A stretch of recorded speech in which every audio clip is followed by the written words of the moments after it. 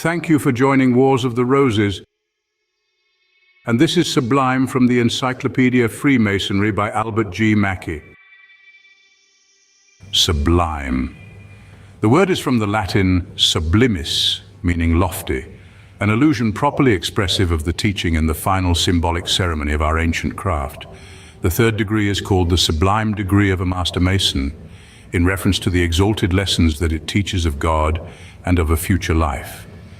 The epithet is, however, comparatively modern. It is not to be found in any of the rituals of the 18th century. Neither Hutchinson, nor Smith, nor Preston use it, and it was not probably in the original Prestonian lecture. Hutchinson speaks of the most sacred and solemn order and of the exalted, but not of the sublime degree. Webb, who based his lectures on the Prestonian system, applies no epithet to the master's degree. In an edition of the Constitutions, published at Dublin in 1769, the master's degree is spoken of as the most respectable, and 40 years ago the epithet high and honorable was used in some of the instructions of the United States. The first book in which we meet with the adjective sublime applied to the third degree is the Masonic Discourses of Dr. T.M. Harris, published at Boston in 1801. Cole also used it in 1817 in his Freemasons' library, and about the same time Jeremy Cross, the well-known lecturer, introduced it into his teachings and used it in his hieroglyphic chart, which was, for many years, the textbook of American lodges.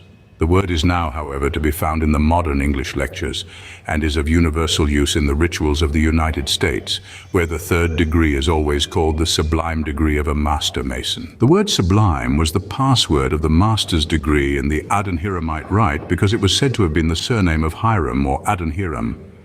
On this subject, Guillemin, in his Recueil Précieux or Choice Collection, Volume 1, page 91, makes the following singular remarks.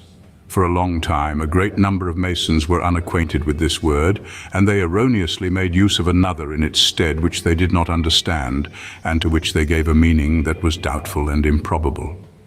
This is proved by the fact that the first knights adopted for the master's password the Latin word sublimis, which the French, as soon as they received Masonry, pronounced sublime, which was so far very well. But some profanes who were desirous of divulging our secrets, but who did not perfectly understand this word, wrote it giblime, which they said signified excellence. Others who followed surpassed the error of the first by printing it giblos, and were bold enough to say that it was the name of the place where the body of Adonhiram was found. As in those days, the number of uneducated was considerable. These ridiculous assertions were readily received, and the truth was generally forgotten.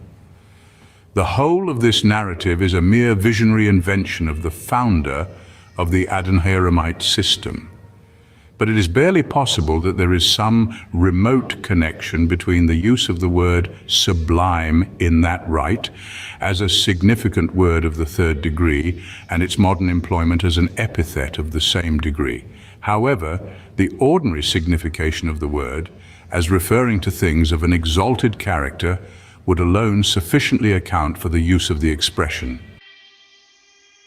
Thank you for watching, and please don't forget to share, like, subscribe and comment, and if you can please consider donating to Wars of the Roses. Links to PayPal and Patreon are in the description. Thank you so very much.